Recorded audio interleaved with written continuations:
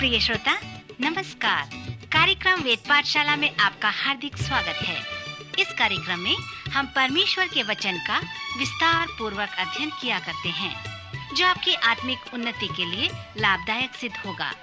तो लीजिए सुनते हैं आज का ये संदेश।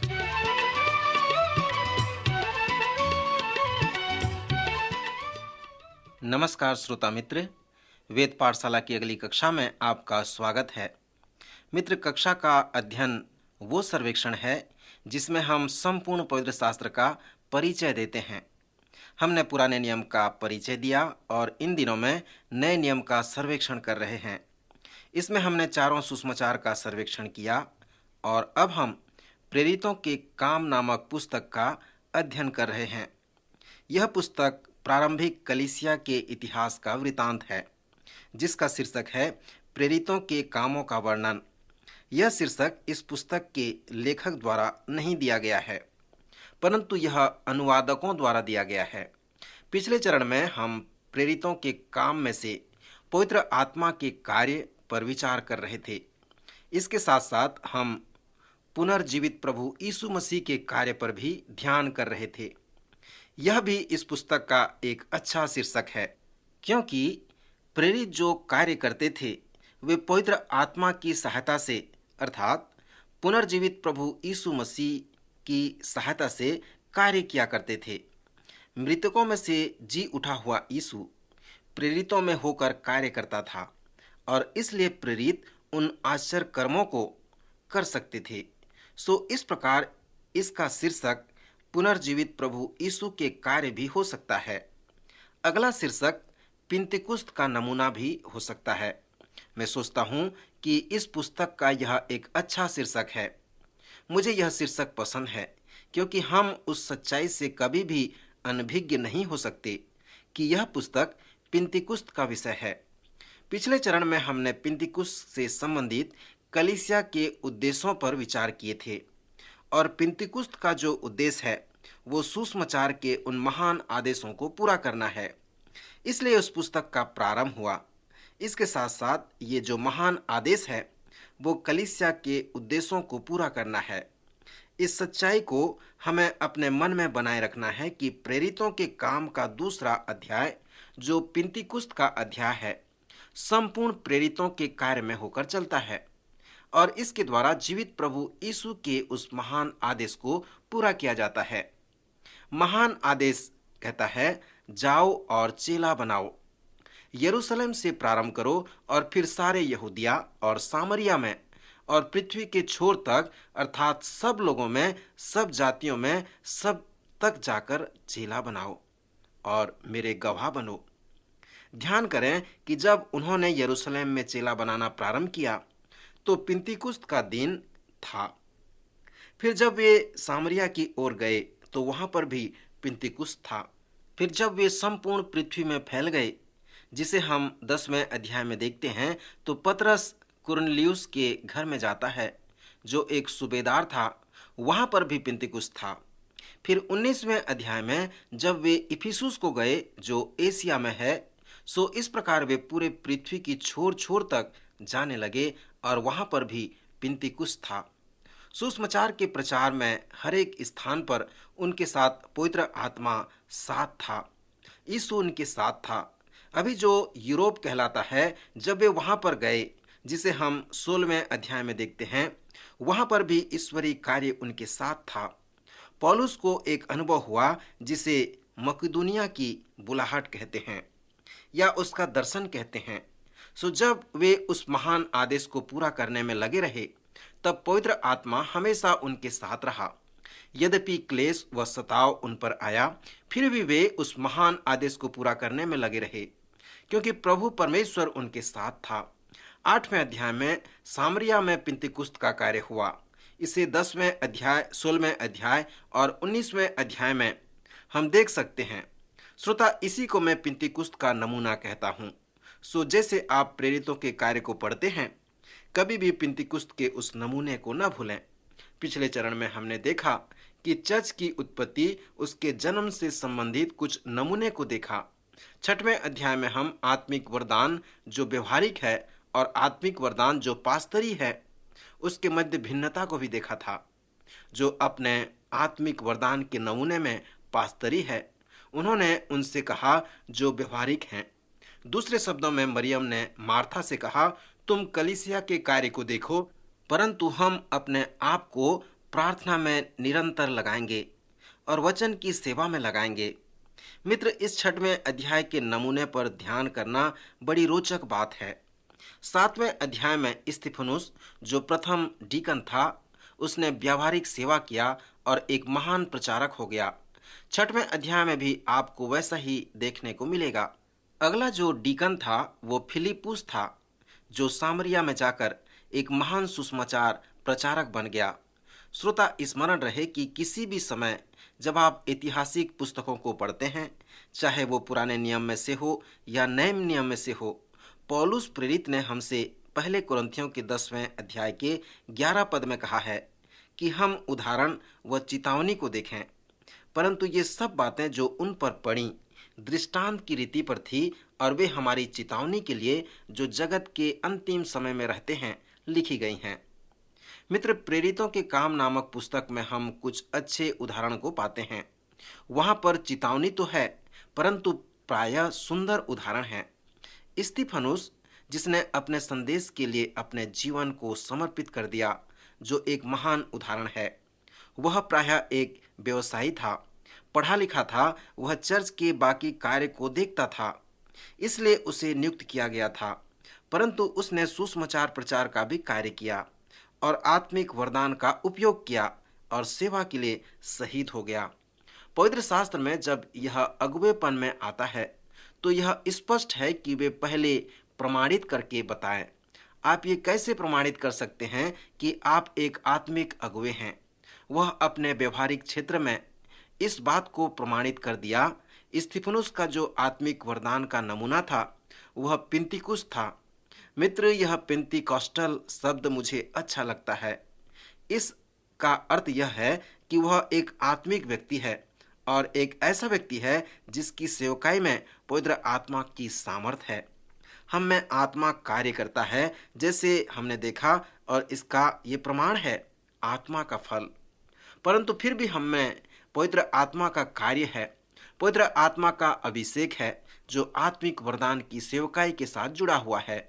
स्पष्ट है कि स्तिफनुस एक पेंतिकॉस्टल व्यक्ति था, क्योंकि जब उसने अपना सामर्थी प्रचार करना प्रारंभ किया तब वह पवित्र आत्मा की सामर्थ्य से प्रचार किया। उसके ऊपर पवित्र आत्मा का अभिषेक था। एक बात हम आपसे पूछना चाहते हैं कि जब आप इस पुस्तक को पढ़ते हैं तो चर्च को दिए गए कार्य पर आप ध्यान करें, और विशेष करके नए नियम के प्रचार को। सर्वप्रथम पतरस एक प्रथम प्रचारक था। फिर जब आप 7वें अध्याय में आते हैं तो पतरस ही न केवल एक महान प्रचारक था, परंतु वहां पर हम देखते हैं कि स्तिफनुस एक महान प्रचारक बन गया था। उसका प्रचार बड़ा लंबा है। उस अध्याय में 60 पद हैं जिसमें स्तिफनुस ने प्रचार किया। मुझे आशा है आपको उपदेश सुनना अच्छा लगता होगा। अनेक वर्षों से मैं ये प्रयास कर रहा हूँ कि कैसे मैं और भी अच्छे से प्रचार कर सकूं। मित्र, प्रचार एक लड़ाई है। यह किसी विषय को समझाना ही नहीं, वरन एक युद्ध है। यह एक आत्मिक वरदान है, और यदि यह पवित्र आत्मा द्वारा नहीं है तो वह प्रचार वास्तविक नहीं होता। पेंतिकॉस्टल प्रचार ही एक ऐसा प्रचार है जो नए नियम के प्रचार का नमूना है। स्तिफनुस से मुझे ये सहायता मिली कि उसने एक ही संदेश में पुराने नियम के 39 पुस्तकों का सर्वेक्षण कर दिया। इस वेद पाठशाला को एक साथ रखने में मुझे 180 संदेश, जो 15 मिनट का है, तैयार करने पड़े। यह केवल पुराने नियम के 39 पुस्तकों को पूरा करता है। यद्यपि मेरा सारांश एक रूपरेखा या परिचय है। आप जिन्होंने पुराने नियम का सर्वेक्षण मेरे साथ किया था, आपको मालूम होगा कि कैसे मैंने उन 39 पुस्तकों का परिचय दिया। स्तिफनुस यहाँ पर अद्भुत बातें बताता है। उसने बड़े ही सारांश रूप में स्पष्ट संदेश दिया है। उसने 20 मिनट में संपूर्ण सार को स्पष्ट कर दिया है। उसने इब्राहिम से प्रारंभ किया, फिर इसहाक को लाया, फिर याकूब के विषय में बताया, उसने यूसुफ की सेवकाई को बताया, मूसा, यहोशू, दाऊद और सुलेमान की सेवकाई व कार्य को बताया, और वह आगे बाबुल की बंधुआई होने तक बताया। फिर उसने संपूर्ण इब्रानी इतिहास को मात्र एक ही संदेश में बता दिया। श्रोता, स्तिफनुस के प्रचार का जो उद्देश्य था वो सुसमाचार प्रचार नहीं था, यद्यपि एक सुंदर संदेश है जैसे हम देखते हैं, परंतु उसके संदेश का जो मुख्य उद्देश्य था कि उसने धार्मिक अगुवों को ये बताया कि उन्होंने परमेश्वर के अनुग्रह को तुच्छ जाना है, अस्वीकार कर दिया है, और साथ ही साथ वे परमेश्वर के प्रेम को और उसके उद्धार को तज दिए हैं। वे सभी अच्छी बातों को जिसे परमेश्वर उनके साथ करना चाहता है अस्वीकार कर दिए हैं, सो उन्होंने अपने मसीहा को तुच्छ जाना है। जब स्तिफनुस के प्रचार को उन्होंने सुना तब वे उसे पथरवा करने लगे, क्योंकि उसने मसीह के आगमन का प्रचार करना प्रारंभ किया। उसने निर्गमन के विषय में बातें करते हुए अपने संदेश के निष्कर्ष में पहुंचा। उसने परमेश्वर के लोगों का मिस्र की गुलामी से छुटकारे को बताया, जो पुराने नियम में इब्रानी इतिहास का एक महान आश्चर्यकर्म है। निर्गमन उद्धार को दर्शाता है। उसने मूसा के महान कार्य के विषय में वर्णन किया। स्तिफनुस ने बताया कि मूसा फिरौन के यहाँ 40 वर्ष तक रहा, फिर उस जलती हुई झाड़ी के पास परमेश्वर के बुलाहट को प्राप्त किया। वहां पर लोगों को छुटकारा दिलाने के लिए उसने महान आदेश परमेश्वर की ओर से उसे दिया गया, ताकि वह परमेश्वर के लोगों को जो मिस्र की बंधुआई में हैं उन्हें वो छुड़ा सके। सो इस छुटकारे से संबंधित मूसा परमेश्वर से व्यवस्था प्राप्त करता है, जो पवित्र शास्त्र के प्रथम 5 पुस्तकें हैं और 10 आज्ञाएं संक्षिप्त में रखे गए हैं। श्रोता मित्र, इस प्रकार स्तिफनुस ने अपने प्रचार में उन लोगों से कहा, तुमने मूसा को अस्वीकार किया और परमेश्वर ने जिस उद्धार को तुम्हारे लिए भेजा था तुमने उसे अस्वीकार कर दिया। तुमने फिर से मिस्र में जाना पसंद किया। तुमने सोने का बछड़ा बनाया और उसकी उपासना करना चाहा। तुमने जीवते परमेश्वर को तुच्छ जाना। तुमने मूसा को अस्वीकार किया। तुमने परमेश्वर के उद्धार को, उसकी व्यवस्था को जो मूसा के द्वारा तुम्हें दिया गया था, उसे तुच्छ जाना और अस्वीकार कर दिया। इसके बाद हम देखते हैं कि वे लोग क्रोधित हो जाते हैं और स्तिफनुस के प्रचार को सुनकर वे उसे पथरवा करके मार डालते हैं। जैसे मैंने पहले आपसे बताया था कि यह इब्रानी इतिहास न केवल एक समीक्षा है, परंतु यह इसराइल के धार्मिक अगुवों के लिए प्राथमिक संदेश है, उन पर दोषारोपण है। और वह इस प्रकार है कि तुमने हमेशा परमेश्वर को अस्वीकार किया है। वो सब कुछ तुम्हारे लिए करने का प्रयास किया, परंतु तुमने उसे अस्वीकार कर दिया। तुमने परमेश्वर के अनुग्रह को, उसके उद्धार को, उसकी व्यवस्था को और उसके अगुवों को हमेशा के लिए अस्वीकार कर दिया है, और तुम अभी भी उसे अस्वीकार करते हो। तुम हठीले लोग हो। तुम अपना सर झुकाना नहीं चाहते, परमेश्वर के समक्ष झुकना पसंद नहीं करते हो। जैसे स्तिफनुस अपने संदेश के लिए मारा गया, तो उसने हमें बता दिया कि वह आत्मा से परिपूर्ण था। स्तिफनुस के पास परमेश्वर का एक महान दर्शन था, यीशु मसीह का दर्शन था, परंतु तुमने उसे पथरवा करके मार दिया। सो यही जीवन है, ताकि लोग जानें वही एकमात्र सच्चा परमेश्वर है और उसी ने यीशु को भेजा है। मैं स्तिफनुस के साथ उसे बदली करना चाहता हूँ, क्योंकि उसके पास परमेश्वर और मसीह का दर्शन था, उसका अनुभव था। मैं इसलिए बदली करना चाहूँगा क्योंकि जीवन का सार यही है। जब तक आप मसीह को नहीं जानेंगे, जब तक आप उस सच्चे जीवते परमेश्वर को नहीं जानेंगे, आपके पास वास्तविक जीवन नहीं होगा। स्तिफनुस मसीह व परमेश्वर को जाना था, सो इसके लिए आप खेदित न हो। उसने वैसा ही मरा जैसा प्रभु ने उसे मरने के लिए प्रेरित किया था। उसने उनके लिए प्रार्थना की जिन्होंने उसे पथरवा करके मार डाला। वह सभी प्रेरितों में महान प्रेरित ठहरा। उसने कहा कि मैं झूठ नहीं बोलता, यह बिल्कुल सत्य है और परमेश्वर के अनुग्रह से ये है। इसे मैं नहीं किया, परंतु मैंने परिश्रम किया और ऐसा होने दिया। फिर इसके बाद हम देखते हैं कि जो व्यक्ति उसे वध में सहमत था, उसने नए नियम के आधे भाग को लिखा है। फिर हम ऐसे प्रचारक से मिलते हैं जो उस प्रकार का प्रचारक आज तक नहीं हुआ, उस प्रकार का पास्टर, शिक्षक व लेखक आज तक नहीं हुआ। जब हम उसके विषय में देखते हैं तो अंत में उसने प्रार्थना करके कहा कि हे प्रभु, यह पाप उन पर मत लगा। यहूदी व्यवस्था के अनुसार जो अपराध का गवाह होता है, उस अपराधी के बराबर वह भी अपराधी हो जाता है। सो यदि कोई उस बड़े सजा पर विश्वास करता था, उसे कुछ क्षण सोचना पड़ता था। तरसुस का साउल, जो यहूदियों की महासभा का एक सदस्य था और रोमी नागरिक था, उसने उसे अपने में ले लिया, अर्थात वह स्तिफनुस के वध में सहमत हो गया। श्रोता मित्र, स्तिफनुस के उस संदेश को स्मरण करना बहुत ही रोचक बात है। उसका संदेश एक फलवान संदेश था। प्रेरितों के काम में जितने भी आत्मा से परिपूर्ण होकर प्रचार किया गया है, वे सब अभिषिक्त उपदेश हैं। यह पवित्र शास्त्र पर आधारित प्रचार है। यह मसीह में केंद्रित प्रचार है। यह सुसमाचार प्रचार है और फलवंत प्रचार है। आप आश्चर्य कर रहे होंगे कि किस क्षेत्र में यह फलवंत प्रचार हो सकता है। 22वें अध्याय में पौलुस प्रेरित ने यह कहा है कि जब स्तिफनुस की मृत्यु हुई तो वह वहां पर उपस्थित था। यह स्पष्ट है कि स्तिफनुस की मृत्यु जिस तरह से वह मरा, वह तरसुस के साउल के जीवन में कार्य किया। साउल 9वें अध्याय में अपना जीवन परिवर्तन करता है। फिर तब से उसका नाम साउल न होकर पौलुस हो जाता है। अनेक विद्वान विश्वास करते हैं कि स्तिफनुस की गवाही ने साउल को प्रभावित किया, जिससे उसका जीवन परिवर्तित हो गया। स्तिफनुस बिना जाने मर गया कि उसका संदेश फलवंत हुआ कि नहीं हुआ। उसे ये पता नहीं चला कि उसके जीवन देने से किसी व्यक्ति का जीवन परिवर्तित हो गया। साउल का जीवन बदल गया।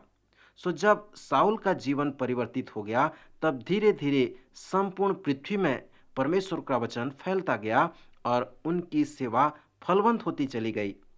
मित्र, इस प्रकार हम देखते हैं कि स्तिफनुस का जीवन, उसकी सेवा, उसकी मृत्यु ने साउल के जीवन को प्रभावित कर दिया।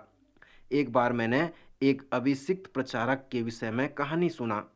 उसने विश्वास किया कि जो परमेश्वर वचन उसे देगा वह वही प्रचार करेगा। सो एक दिन रविवारी आराधना में जब वह प्रचार करने गया, तब वहाँ बहुत कम लोग थे। उसने परमेश्वर के वचन प्रचार करना प्रारंभ किया। उसके संदेश का जो विषय था कि परमेश्वर लोगों को चाहता है कि वे उसकी सेवा करें। उसने चुनौती दी, उन्हें उस सेवा के लिए आमंत्रित किया, परंतु कोई नहीं आया। अंत में एक व्यक्ति जो ऊपर में पियानो बजा रहा था, वो कायल होकर अपना जीवन इस कार्य के लिए समर्पित कर दिया और वह अफ्रीका जाकर एक महान प्रचारक बन गया और वहां जाकर हजारों लोगों को वो प्रभु में लाया। यह इसलिए हुआ क्योंकि पवित्र आत्मा की सामर्थ्य से उस प्रचारक ने उसे प्रचार किया, उसका जीवन बदला और वह परमेश्वर का एक महान सेवक बन गया। मित्र, यह भी एक फलवान संदेश था। यहाँ पर स्तिफनुस का संदेश भी इसी प्रकार का था। उसके संदेश से उसे पथरवा तो किया गया, परंतु बाद में वह संदेश फलवंत हुआ। उसने परमेश्वर की आज्ञा मानी और प्रचार किया। वह यह सोचते हुए मरा कि उसकी मृत्यु उसके संदेश का परिणाम है। उसके स्वेच्छा से अपना जीवन मसीह के लिए उसने दे दिया। परमेश्वर ने उसके हृदय में वो संदेश दिया कि वह प्रचार करे, यद्यपि वह उसका जीवन का मूल्य था। श्रोता, जैसे हम इस प्रेरितों के कार्य को आगे पढ़ते हैं तो हम देखने पाएंगे कि स्तिफनुस ने जिस संदेश को प्रचार किया वह बहुत ही फलवंत संदेश था। साउल नामक इस व्यक्ति को जो 7वें अध्याय के अंत में और 8वें अध्याय के प्रारंभ में आप देखते हैं, वह बहुत उपद्रवी था। विश्वासियों पर बहुत सताव को लेकर आया था और कलीसिया को उजाड़ रहा था। विश्वासियों को घसीट घसीट कर बंदीगृह में डालता था। सो विश्वासीगण प्रेरितों को छोड़कर सब के सब यहूदिया और सामरिया देशों में तितर बितर हो गए थे। तरसुस के साउल से जब हम मिलते हैं तो वह मसीह का विरोधी था। वह मसीह विश्वासियों से घृणा करता था। 9वें अध्याय में हम पढ़ते हैं कि वह दमिश्क में इस आशय से जा रहा था कि वह विश्वासियों को बांधकर यरूशलेम में लाए। सो इसके लिए वह महायाजकों के पास गया और उनसे अनुमति पत्र मांगा ताकि वो उन्हें और सता सके। परंतु चलते चलते जब वह दमिश्क के निकट पहुंचा, तब वहां पर जीवित मसीह के साथ उसकी भेंट होती है और अद्भुत रूप से उसका जीवन परिवर्तित हो जाता है। आगे चलकर वह गवाही देता है। वह गलतियों की पत्री में कहता है कि कैसे उसका जीवन बदल गया। पहले अध्याय में स्पष्ट बताया गया है कि कैसे उसका मन परिवर्तन हुआ और कैसे उसने अपनी सेवकाई प्रारंभ की। गलातियों की पत्री के प्रथम अध्याय में उसने कहा है कि जैसे ही उसका जीवन परिवर्तन हुआ, वह अरब को चला गया और लगभग वहां पर 3 वर्ष तक रहा।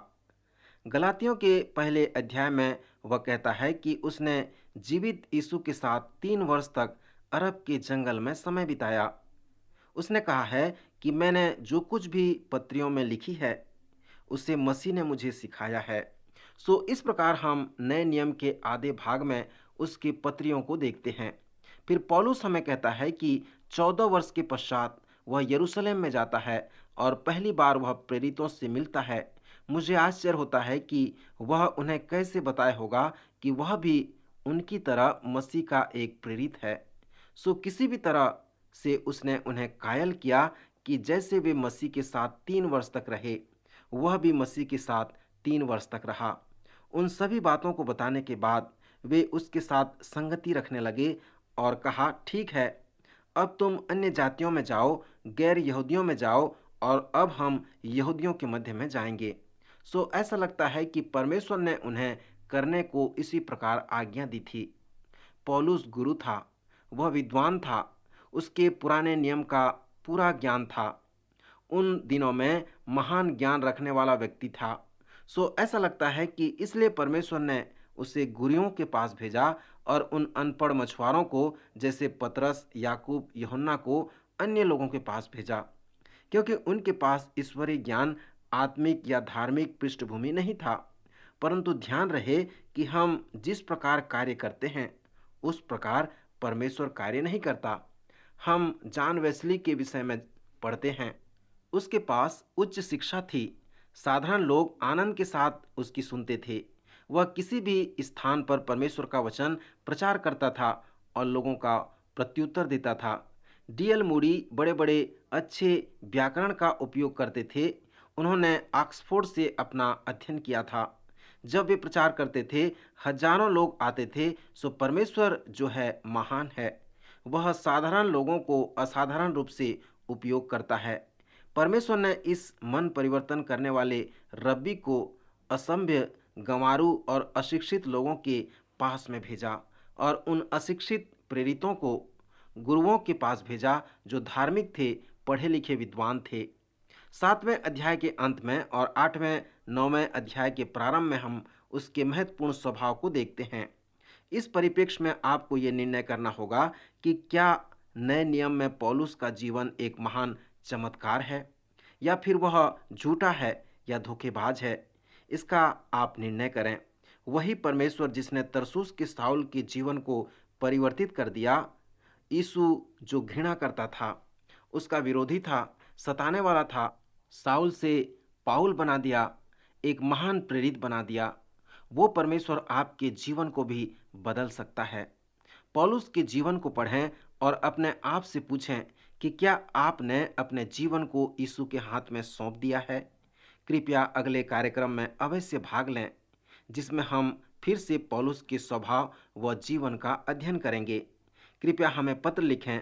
आपके लिए हमारे पास कुछ महत्वपूर्ण पुस्तिका है जिसे हम आपके पत्र आने पर आपके पास भेज देंगे। प्रभु आज के वचन द्वारा आपको आशीष दे, आपकी सहायता करे।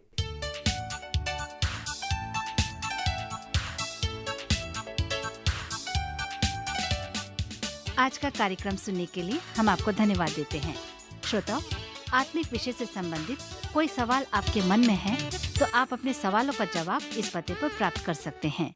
हमारा पता है कार्यक्रम Ved Pathshala, radio Vishwavani, post box number 317, Lucknow 226001, Uttar Pradesh. पता एक बार फिर सुन लीजिए। कार्यक्रम Ved Pathshala, radio Vishwavani, post box number 317, Lucknow 226001, Uttar Pradesh. और हाँ श्रोता, आप हमसे ईमेल के द्वारा भी संपर्क कर सकते हैं। हमारी ईमेल आईडी है hindiembassy@radio.vv.org, hindiembassy@radio.vv.org। अब हमारे कार्यक्रम का समय यहीं पर समाप्त होता है। अगले कार्यक्रम में आपसे फिर भेंट होगी। तब तक के लिए हमें आज्ञा दीजिए। नमस्कार।